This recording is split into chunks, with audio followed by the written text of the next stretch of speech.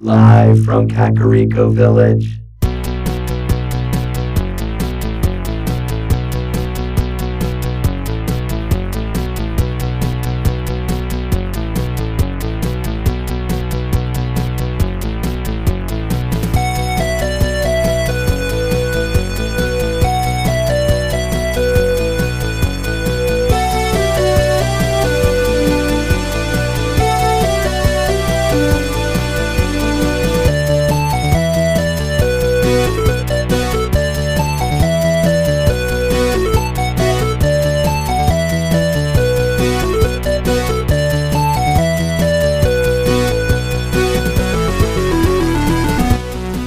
Broadcast throughout the Retroverse, transmitted to the real world via a maze of wires connecting a Super Nintendo to a Wii, to a Wi-Fi network, and finally to the Internet.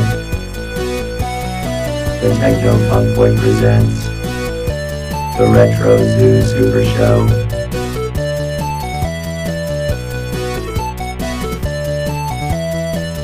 Now here are your hosts, Kai and Steven.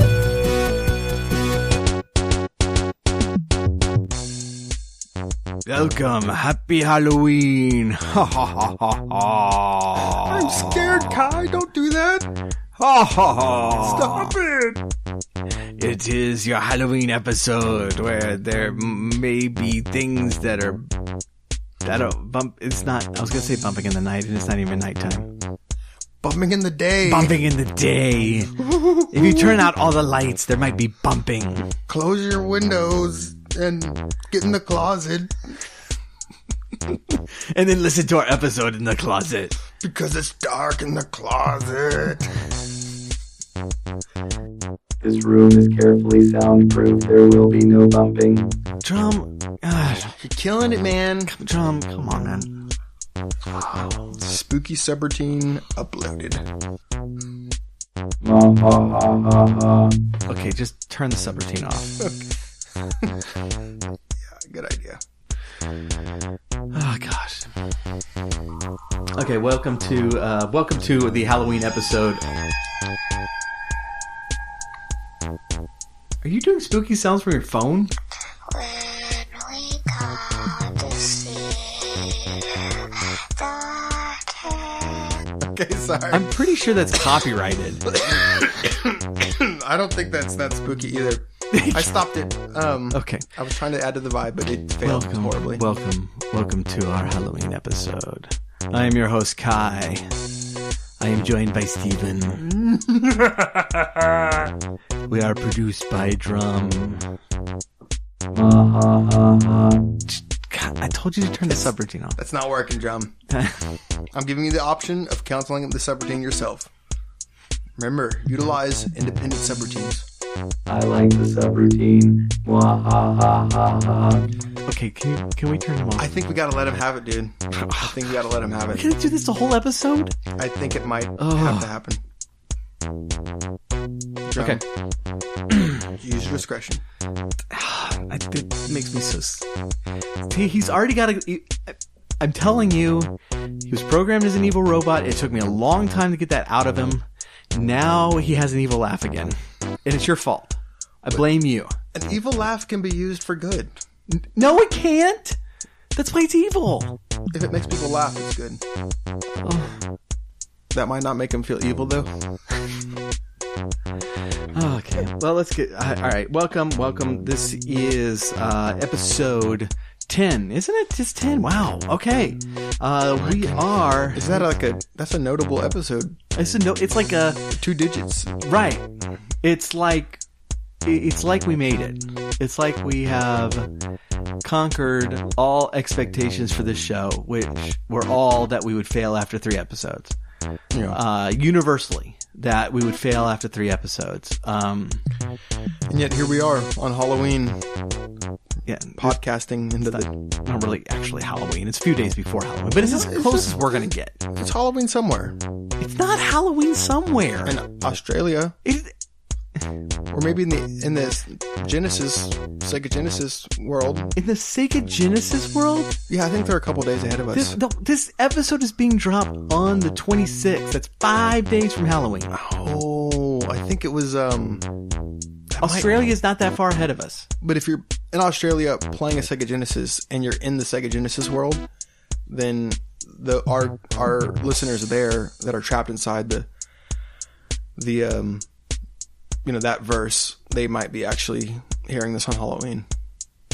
I don't know. Is it because they're ahead of us, or it just takes a long time for the signal to get to them? I think it could be a combination. Okay, if it's Halloween where you are, happy Halloween. That's pretty unlikely. But happy Halloween. And happy Halloween for those who are downloading it as we upload it. We do have a very special episode for you today. We have a topic in the first half, but then in the second half, we are going to be joined by a guest I'm really excited about. We did not expect to be able to snag him, but he was available for a little while today, and so this is going to be great. But before that, let's talk about the news. So for our news section, we are going to our reporter in the field, Stephen J. Stevens. Can you hear me okay? Yes, I can hear you fine, Kai. So I am here at the Clock Tower Mansion, where numerous dead bodies have been found, the work of an apparent serial killer who remains on the loose. Oh, a serial killer. Are you able to tell us any more? Absolutely. All the victims were killed with some sort of sharp stabbing type instrument. We do have a report that there is at least one survivor whose name is Jennifer, who reports that the killings were done by a person who she calls Scissor Man, who apparently is killing these people with a pair of scissors. We do have reports that Jennifer is one of several girls who were recently adopted here at the Clock Tower Mansion. But the exact whereabouts of everybody, these details are still coming in. We're not sure exactly who is in good stable condition and who might have died. We do have confirmation from the police that there are deaths involved, and so a very sad situation. Oh yeah, for sure. There's a little bit of noise coming through on our end. What's going on? Well, Kai, it does look like the gardener has shown up. Little man with a large pair of hedge trimmers. So, yeah, he seems to be wailing away with those kind of in the background. Are you in the garden? No, we're in the lobby here, but he's there in the background. Nothing to worry about. I'm going to hang out here and report back as much as I can on this startling development. Stephen, do you think that, you might be wanting to get away from that guy? You said that the murders happened with a sharp instrument? No, it was Scissor Man.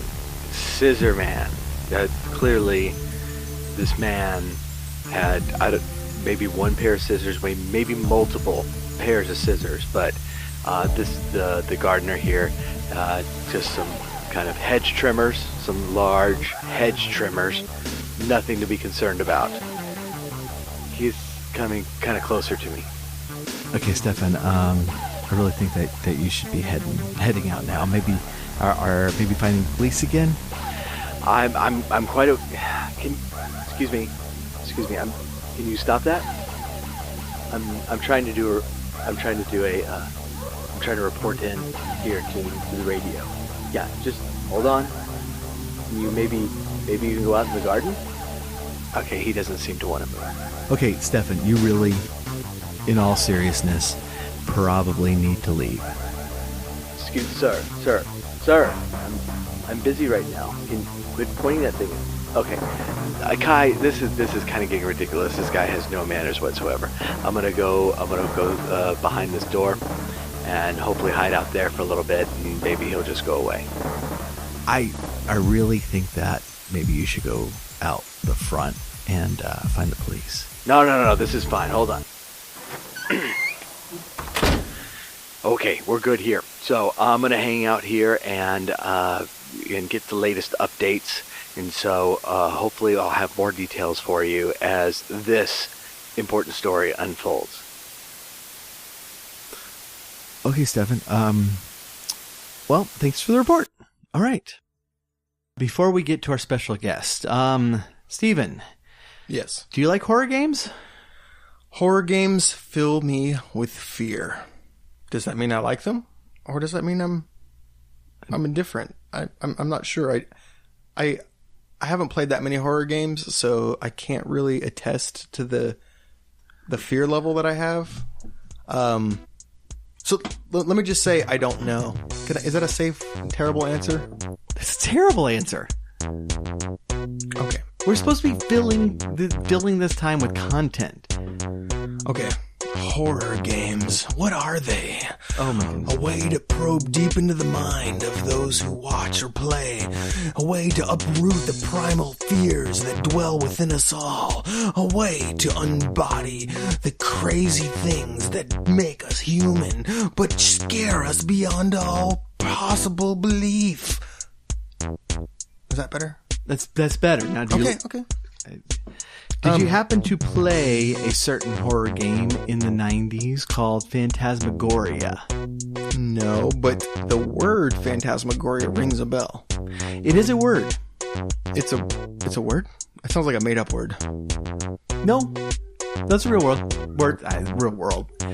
It's a real world? It is not a real world. It is a real word. There might be a world in a tangent universe called Phantasmagoria, though, so we don't want to discredit all those listeners. So, it is, according to Google.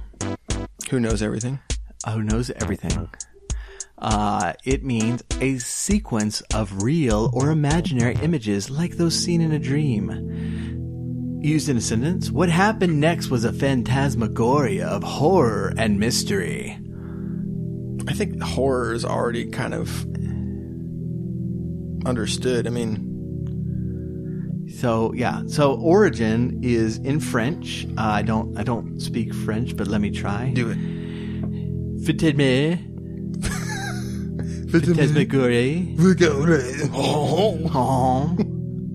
French fries. Dormez-vous, s'il vous plaît. Frère Jacques. Samele Bettina. Did you say Frère Jacques? Ring dang dong. Ring dang dong. Wow. That's how the French stop. Every episode we're going to alienate another group of our audience. You know what? I'm okay with alienating the French. Wow. It's kind of like...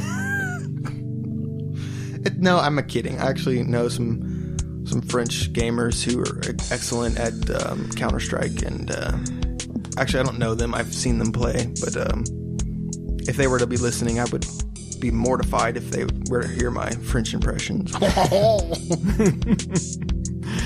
Oh, goodness. So, yeah, that's what the word means. Now, the game we're going to be talking about in the first half of our program now came out in 1995 as a Sierra game. Now, if Sierra back in the 90s was just kind of dominating everything, it seemed like, in the PC world. Roberta Williams is the one who designed the game, and she is best known for the King's Quest series. I'm gonna guess that you've played King's Quest. I have, and actually, thinking of horror games, I know the King's Quest games weren't horror based, but if you were trapped outside the village when it got dark, it was pretty scary. And I remember being a little person and playing and realizing that night was coming and the monsters were way too powerful at night outside the village. So, do you remember which one that is? I did not play that one. No, but my memories of King's Quest. I had 4 and I had 5. Might have been but my first memory of King's Quest as a game was at the library, at the county library, and somebody was playing King's Quest, and I just remember them looking for a needle. No, that was a different one. They were looking for something, and I was very intrigued by this game. But this was the kind of point-and-click adventure game that Sierra was really doing well, and in the 90s, the genre as a whole has some good points and some bad points. King's Quest, along with a lot of them, were just really unfair. But they were also, King's Quest was pretty witty and pretty. I thought it was a lot of fun. And so Phantasmagoria came out, and even though it was also designed by Roberta Williams, it was a lot different. It was still a point-and-click adventure, but it was in the subgenre that were known as interactive movies. And the difference here is the interactive movie. A lot of times, like in the case of Phantasmagoria, it was like full motion video with people acting out the parts, but the plot was very set. You really did not input anything that would change the course of the plot. What you were primarily doing was trying to get your character from point A to point B to see another cutscene and figure out how to do that. But the puzzles were not very much in depth. It was just a lot of it was like, how do I get this key out of the other side of the keyhole and stuff, and you would eventually find something that would help you do that, and so you just go. Yeah. What are you doing? I just wanted to see how to pronounce Phantasmagoria. Did you think I was pronouncing it wrong? Phantasmagoria. That's what I'm saying. I just wanted to double check with You're Google. double checking my pronunciation of the... Phantasmagoria. Okay, just making sure we got it right. Sorry, when you start thinking about these phantasmal thoughts, the desire to know how it's pronounced becomes overwhelming. Okay. I feel like I just totally... Derailed me? Derailed you, yeah. Never fear, I shall rail myself again. Rail yourself onto the topic? If that's not an actual phrase, it needs to be. Like a train into the night of horror. Okay, that doesn't work. But yeah, let's go on. So this is like a style of game that I really liked in the early to mid 90s, and I really don't now. And so, I look back on it, and like this one and this game got me into the Gabriel Knight games, and I liked Gabriel Knight quite a bit better. But, and I played the second Phantasmagoria, which is not good. But this game really, I can't explain why I really like this game or why it reviewed so well. It's, what's going for it is they put a lot of money into it. The production is really good. The acting is actually pretty decent, which is weird for a video game at the time. But the plot is just about as cliche as you can get in a horror game. You play female protagonist. You buy this haunted house. 100 years ago, this magician had summoned some demons, and he got possessed by one, and he ended up killing 5 wives. And was he married to 5 different women? Yes. All at once, or was it over separately. a period of time? Yes. So apparently, as the demon, he killed a wife, was able to put the charm on to the next one. Mm-hmm. Got married, killed her. Right. Was able to look at the cycle. Right. And so this demon, despite the fact that, the demon in the game itself is depicted as kind of a jerk, apparently he has some charm. Off-screen charm. Off-screen charm. Absolutely.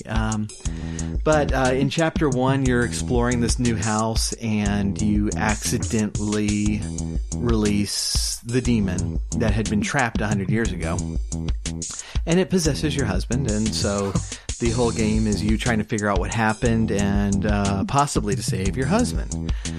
And so it's a terribly cliche story, but I think the fact that you were doing the pointing and clicking, you were directing the character, even though you were not directing the plot, kind of had this element of getting you involved. Like you couldn't half watch it like you could a horror film.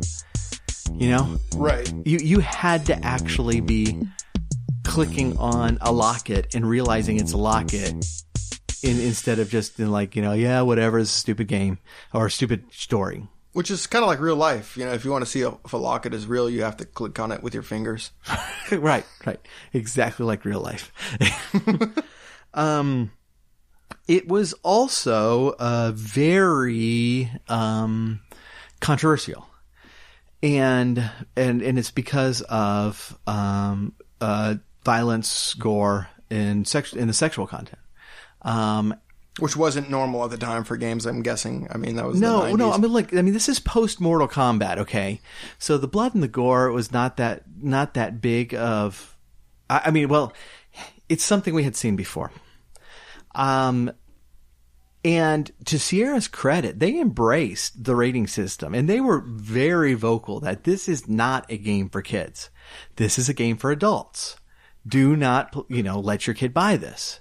And so they were not trying to, kind of like Mortal Kombat honestly was, they were not trying to market to kids at all. And this is before they realized that when you tell kids they can't play the game, it actually makes them want to purchase it. Well, yeah. But if the stores held to the rating system, then they wouldn't allow it. But then they just rely on parents that were duped by the kids. Exactly, yeah. Okay. But to be honest, most of the people I knew that played it, and I have no statistics on this whatsoever. Well, you have your personal statistics. Personal statistics, yes. So the people I know, who were all adults, those who played it were adults, and we all recognized for what it was. And that might be why I've never played this game, actually, because if I was a third of a generation younger than you, then I would have been shielded from this. Yes, the third of generation. So what, in 95? Yeah, you would have been underage at that point. Yeah, so we're not going to discuss. I was shielded from the horrors of this We're not game. going to give out our ages, but if I was an adult... A fresh adult in 95, and you were not an adult in 95, and we're a third of a generation apart, then you can guess our ages. I guess. I have figured out the answer. We don't need... Don't tell anybody. We don't need to do that. And so, what it ended up being was more interesting of a game than it really should have been, because the plot was kind of silly. The actions of the protagonist were kind of silly, because honestly, by about day 3, she should have been talking to the police, and of course she doesn't. But that's just kind of horror film, right? People do stupid stuff to advance the plot. Well, and it was probably before cell phones, so it might have been easier not to have been able to talk to the police. A phone line could be down, or yeah. Actually, part of the game I was watching a let's play of it here recently. Part of the game is the telephone guy installing a telephone in the house, and like, those were simpler times when we didn't have that in our pockets. Yes, when we didn't have the Library of Alexandria at our fingertips. Right, exactly. So, this was kind of an interesting case. So, CompUSA would not stock the game, and they did not specifically say that it was because of the violence, but we can kind of guess, because frankly, if the creator of King's Quest was putting out another game and Sierra was publishing it, there's really no reason not to stock it unless you actually object to it. But frankly, their choice to do, and the game sold very well even without CompUSA's help. And hopefully all those people were adults, because it really is inappropriate for kids. So we're hoping this podcast doesn't inspire any young listeners to go out and find this game and download it without your parents' permission, because you'll be in big trouble, young man, and you will spend a week without television or games, and all sorts of dessert will be withheld from you. Exactly. We will definitely call your parents. Yeah, because we know their numbers. So one thing I wanted to talk about this game here before our break. Roberta Williams kind of defended the game in two ways, and I did find this stuff on the Wikipedia page. This fantastic research on my part, but I was just trying to read up a little bit about the game, and I found both of these statements really interesting. So in the first place, she says that, that the games are being held to a double standard. That, movies and television have this level of violence, and nobody was really saying anything much anymore about that. In the second place, she said that it was not as excessively violent as games like Doom or Mortal Kombat. And this is a quote that I thought was interesting. Unlike those games, Phantasmagoria is the good guy not going around shooting up people. And I gotta say, she's kind of got a point in both regards. I mean, horror movies 10 years before this were very violent and continue to be violent. And we did have games like Doom and Mortal Kombat come out before this, and Phantasmagoria does not glorify killing at all, where games like Doom and Mortal Kombat really do.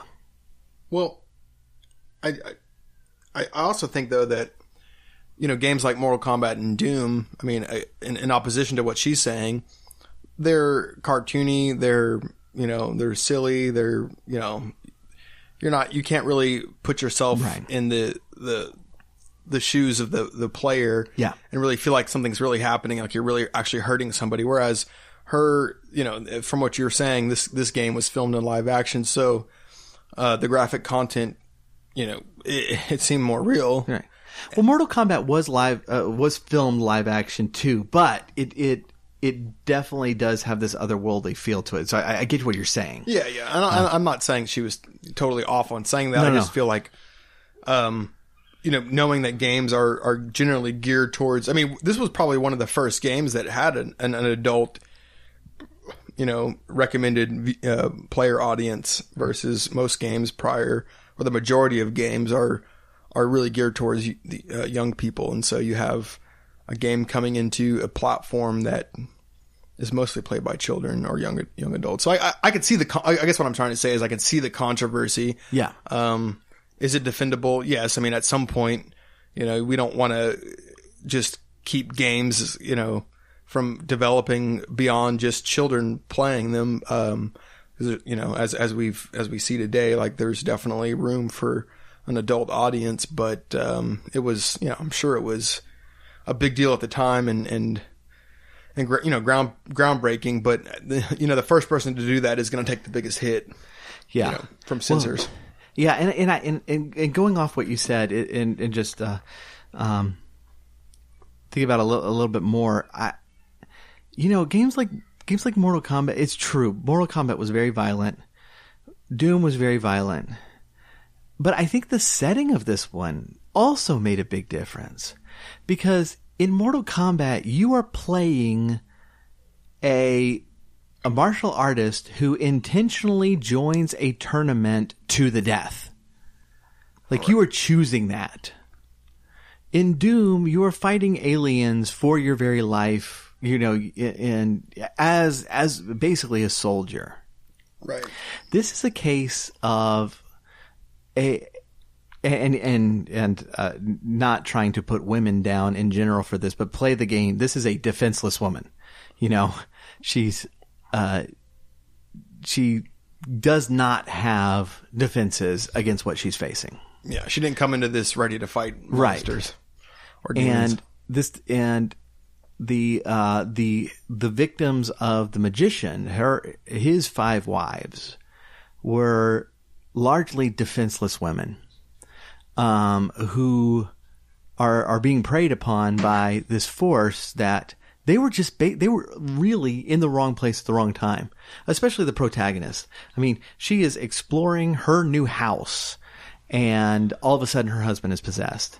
And so it feels, the whole thing feels more personal than like a Mortal Kombat, which is, in another plane of existence, by professional warriors who have chosen to fight to the death. This is in New England, with an essentially defenseless woman, who did not choose it. And it kind of goes to the other point too of movies being as guilty, if not more guilty than this. And I do think there was a double standard there, but I also think the double standard worked in her favor, because if a movie had come out with this plot, no one would watch it. I mean, it's a ridiculously cliche plot. Right. But somehow it worked in the video game, and I think it's because you were involved in the clicking. And so you were there beside her, invested in her, like really paying attention to what's going on with her, because you're the one doing the clicking. And I think that's why it worked. Because the interactive movie style was getting us at least somewhat involved in the plot, even though we're not really directing the plot at all. Yeah. And that's a pretty unique perspective. I mean, at the time, especially, like, it's kind of like those storybooks we all read as kids, where, you choose your own ending kind of thing, where you at the end of the chapter, or in the middle of a chapter or something, you have to choose 3 options or 2 options. And then you go to the back of the book or a different part of the book to kind of see what happens. And so I know that was kind of a fad, at least when I was a kid. And so this seems like it's almost an interactive version of that kind of storytelling, where you choose your own ending or you choose your own way. Even though this might have been more of a set course, there's no way you could have had, and I wonder about that too. There's no way you could have had live action performance, or like if what the graphic quality of the games you were playing up to this point had been, pretty blocky pixel animation, and then you go to a live action game where there's actually, real characters playing, and I mean, you're watching a movie basically. I mean, I'm sure it was like mind blowing, like, oh, I'm playing a game and like it looks like it's real life. Yeah. Like this is really intense, So I'm sure it was probably pretty, for the people that played it was innovative, and it's like we said before, I think in one of our first episodes, this when you do, in the early life of gaming, when somebody does something new, it sticks. And this might not have stuck in terms of games in the future doing this, but it was innovative in that it was just the gaming community flexing its muscle and saying, we can do this too. We can do this, everybody, I mean, as humans, we're always, or as digital characters and living in a world, we're always looking for something new. And so the intrigue there is on the surface. I mean, we can see it. Right. Yeah. Okay, so before we go to the break, we want to say a little bit of something about the music that we're going to listen to as we come out of the break. So please be listening to it. But what we're going to do is we're going to listen to the opening track from Phantasmagoria, which is actually really interesting track. A lot of the music in the game, it seems to me to be running off of the, whatever hardware you're using, the MIDI synths, whatever sound card you have on the system. And a lot of it is just really not very good.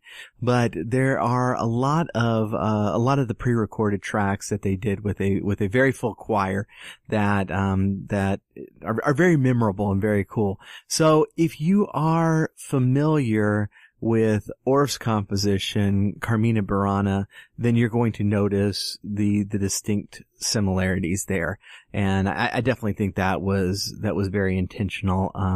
Carmina Burana has a reputation of almost, so last couple of weeks we talked about, Baroque music being what I was calling Gothic-y, but, Carmina Burana it seems to be drawing from some earlier influences, especially in the text of the music itself, what's being sung, and it almost has a feel of kind of a medieval gothicness to it, and that is definitely what this song is trying to evoke. And so, if you're not familiar with Carmina Burana, you might check out the first movement of it, O Fortuna. I actually first ran across that in the movie Excalibur, which uses it as kind of the battle theme, and it's really well used in that. But it's a really good piece. It's something I actually usually listen to on the way to Renaissance festivals. So it's that kind of thing, So, we're going to hit the break right now. And when we come back, the opening track from Phantasmagoria, and then we'll be right back. He comes in the night, seemingly out of nowhere, a blur of yellow whose only mission is justice. His name is already legend, but the reality doesn't quite line up with the myth, and we're about to find out exactly how wrong we've been about him. He is the Yellow Canary.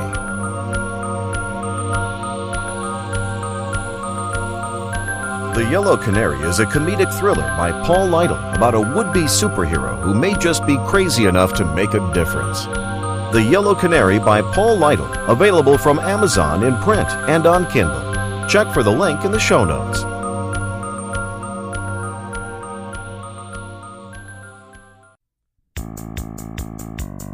Hey Drum, did you know that the Techno Funk Boy isn't just a group of podcast hosts that live inside a Super Nintendo? Really? That's right, we're also a band. Tell me more. We're a retro gaming inspired band that plays covers of classic video game themes, original game music, and other music in the style of classic games. That sounds great. Yeah, and you can find our first full-length album on iTunes, Amazon, and CD Baby. It's called the Final Fantasy Mixes, and it's an EDM tribute to some of Uematsu's best musical themes. Check the episode notes for links or go to Techno Funk Boy to learn more. Techno Funk Boy sounds like the greatest band that has ever existed. I programmed him to say that. We're back.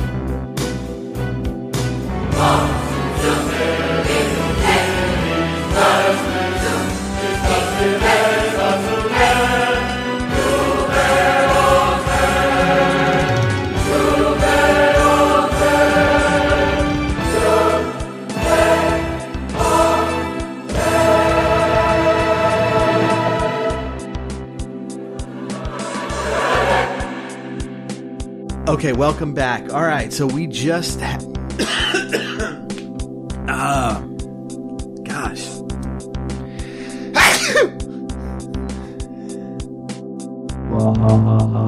Drum, just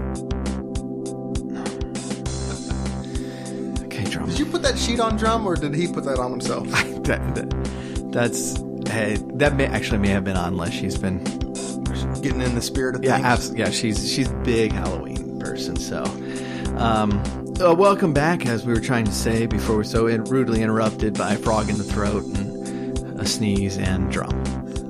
All right, we're going to jump right into this interview. So, we have on the phone Rylan Belmont. Now, most of y'all know that the Belmont Clan has been protecting us from reoccurring Draculas for centuries now, dating way back into the Middle Ages. And you may or may not have wondered if this protection is extending till today, and it absolutely is. The Belmont Clan is still around, and Ryland is at this point last direct descendant of the Belmonts. So we're really excited to talk to him. Ryland, can you hear me okay? Yeah, I can hear you. Okay, can you speak up a little bit for us? Yeah, I'm sorry. I'm just in my bed and I'm watching a movie. Should I pause it for this interview, or how chill are you guys? Yeah, I mean, you might pause it. What are you watching? Okay, hold on. I can't reach the remote. Okay, yeah, it's fine. Just leave it on. Hold on. Okay. All right, I've paused it now, and I have some time to talk to you guys. What's going on? So yeah, thank you so much for giving us a piece of your time, and it's all right. we are very interested in all the stuff that your family has done for the world. Yeah. In the past, we're essentially we are very big fans of the Belmont Oh Clan. yeah, everybody loves the Belmont Clan. So yeah, so you are the at this point the sole surviving member of the Belmonts. Yeah, I'm the last Belmont. I'm holding the family name. It's hard. You're the last Belmont, and you just want to be loved. You want to be seen as a normal person. I think that I don't know. There's definitely a pressure to perform, and I just it doesn't really crack up. It's not as what it cracked up to be. I heard stories from my grandfather and my father, and everybody's like, you've got to fight Dracula, and you've got to fight vampires, and I'm just like, my show is on. And so it's been hard to don the armor and to grasp the whip and to really perform. I mean, it's just like we live in a different time, and I haven't seen as many vampires, and Dracula hasn't been around, and so it's kind of like I don't know. It's kind of one of those things. My therapist says I shouldn't worry about it, but sometimes I think about it. I think about fighting. Yeah. So I mean, like when you're in training, Training? Yeah. I mean, are you currently in training in case Dracula reappears and watching tries to destroy us all? Dracula 2000, and I watched the training. I watched the Dracula movies, and I just I just try to keep abreast of anything Dracula related when I'm feeling good, when I'm not depressed. But I'm usually depressed, and I'm usually just not feeling like watching. I was training by watching Dracula 2000 when you called, but okay. I don't know. I just haven't seen him, and I gotta. There's a lot of stuff I gotta think about. Yeah, but you are. I mean, you know how to use the whip, right? Well, it looks beautiful on my wall, but at the same time, it's a reminder of the pain and of the pressure of responsibility and the things that I'm expected to do, and it's just kind of like, do I want to take it off the wall? I just don't, you know. I mean, so you know. So, I mean, so are you trained with like any weapons? Are you like good with daggers? You mean to cut myself with? You know? No. Self pain. No. I'm talking about like throwing daggers or like axes. Do you have any experience with holy water? I mean, I drink whole water from the supermarket. You know, I don't drink whole milk, and I drink natural. I just try to be healthy. I mean, is that what you mean? Yeah. Yeah. Yeah. So let me ask you, how do you envision things playing out if Dracula does in fact come back?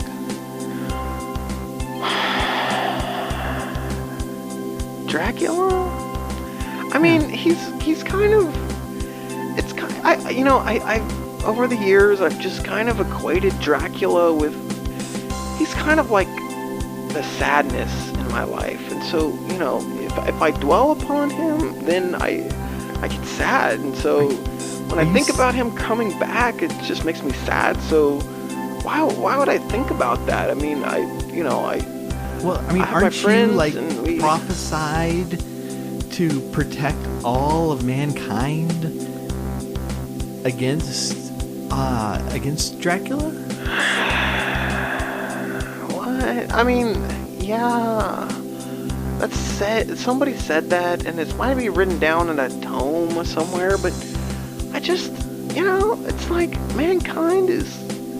That's like a complex construct of the human ego, and I just don't even know what it means. I mean, I've got stuff. I've got to update my profile, and I've got to on the internet, and we've got a little, we've got these. I got a band meeting. I mean, I'm in a band too, like you guys, but we sing about mostly just trying to understand ourselves and why love is so evasive. It's just like Dracula is just like, it's like lead boots. Would you wear lead boots? I don't wear lead boots. Do you want to wear? I mean, I wear them metaphorically when I talk about Dracula. I mean, I want to talk about my band. I mean, if that's all right. I mean, well, I kind of want to promote. We're kind of interested in learning more about like the protector of humanity. So you're really interested in learning about my father and my grandfather and all my people who aren't me. I'm my own person. I mean, I'm. So, but I'm but if Dracula comes, are you going to? Are you going to get the whip off the wall? Are you going to like throw the daggers against other things and not yourself? The daggers are being used to release my own frustrations, and the whip is, it's kind of a grim reminder that, sometimes it's not all what it cracked up to be. I mean, come on. I just want to be like my own man, and like I'm trying, but when I talk to you guys, it's like you kind of remind me. I mean, even now, like you're just like, you sound like my grandfather, my grandmother, just like they're dead now, and so like I don't know, just like it was a big burden off my back to not have to.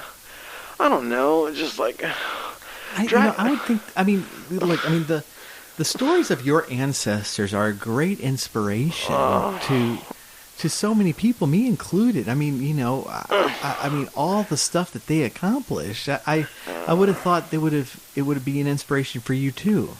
I mean, those are different times. I mean, it's like there was. I mean, Dracula is kind of. I think Dracula ruined our family. I mean, my dad he didn't want to play with me when I was a kid. It was always about Dracula this and Dracula that, and grandfather, you got to be fighting Dracula, and it's just like, everybody said that, and it's like, where was my childhood? Where was my piece? How did I fit into that? I was just expected to be one of them, and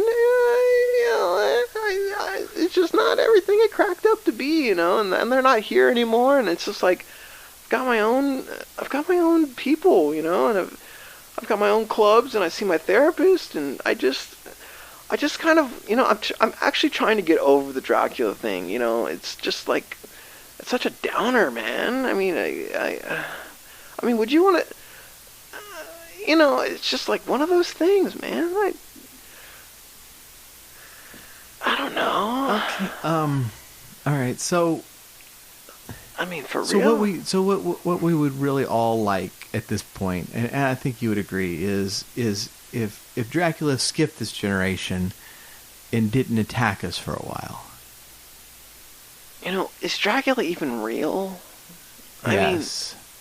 Okay, I mean, I know my grandfather fought him and my father, but it's just like, was that real fighting? Or was it just like, okay, you're saying yes, but I just don't know if I know, dude. I don't know who I am anymore.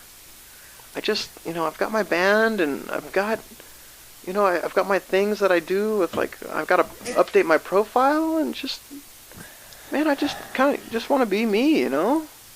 Okay. Well, I completely understand. Yeah, dude. That. I don't know if for Raylan. I'm starting to think that you might not be the next best hope for humankind. Man, dude, you need to lighten up, man. Like, I just don't want to be, like, put in a mold. I don't want to be, like, just everybody's puppet. Kai, I'm kind of scared. Yeah. So Rylan, do you have any children yet?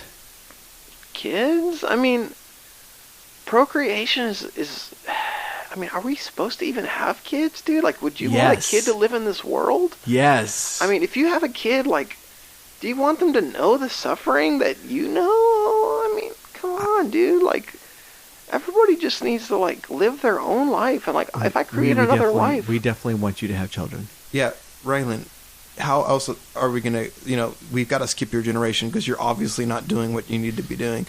But, man, dude, like,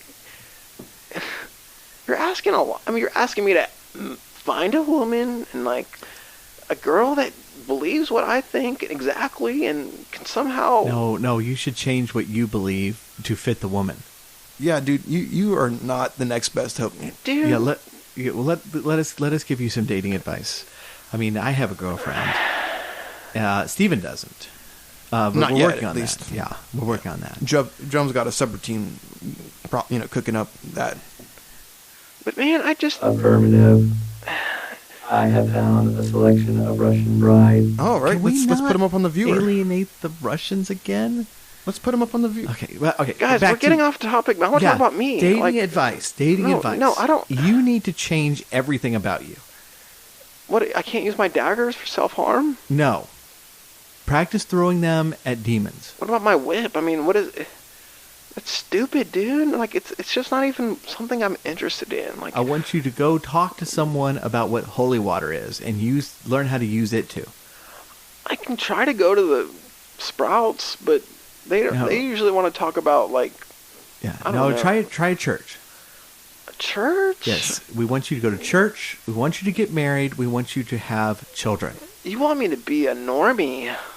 Yes. I don't want to be a normie. I'm my own person. No, you don't. You don't want to be this. This is not good for you. This is not good for anybody. Look, I'm not happy, but at least I'm my own person. No, and I don't want to bring another person into this world of pain. You want to be happy. Dude, you're a loser, dude. Yeah, you want to be happy and not at all your own person. You want to be exactly like everyone else and teach your kid how to use a whip. You know, whips are... That's for, like... Not for fighting. Whips are for, like, herding cattle and... Your ancestors... Tricks. Your ancestors beat Dracula back for generations using that whip. It is blessed by the one of the Belmont's wives, by her infusing her soul into it. I did not reread your life history, and so I can't remember your ancestor's name. Do you remember? Could it be, No, I don't. I don't look at any of those tomes anymore. They're so dusty. It makes me sneeze. I just try to, eat my cereal in the morning, and Leon. Oh. Leon. Uncle Leon. Or is that Aunt Leon? I don't remember. I've got a band Back practice. in the 11th century, Leon Belmont. His wife. I'm the singer of my band. I want to talk about my band. Okay, we're gonna put you on hold. All right. Think about what we said about changing everything about you and getting a woman. Yeah, and stop being such a loser. I'm trying yourself. All right, just stay on hold. We'll get back to you soon. I'm gonna be on hold. Okay. All right. Do we have him on hold? Should we keep them on hold? Oh goodness! Wait. Let's let Drum decide. Drum. Brought to you by What should we do Nintendo with this Fun total Boy. loser? Follow us on Twitter at HangoutOnHill on Facebook at TechnoFunBoy, and sign up for our email list at Let's not. We're reaching the end of our program anyways. Also look for us on Spotify. Check out the show notes, technofunkboy.com/10. That's 10. That was painful. Oh goodness, we're all dead. In In the meantime, check out our homepage. Check out the show notes. We're gonna have some really great notes in there for you. You definitely want to take a look. And please do sign up for our email newsletter. I have a lot of good stuff that goes out on that, including there will be more free music and background information and that sort of thing. So thank you so much for tuning in today. Have a happy Halloween, and we will catch you in November.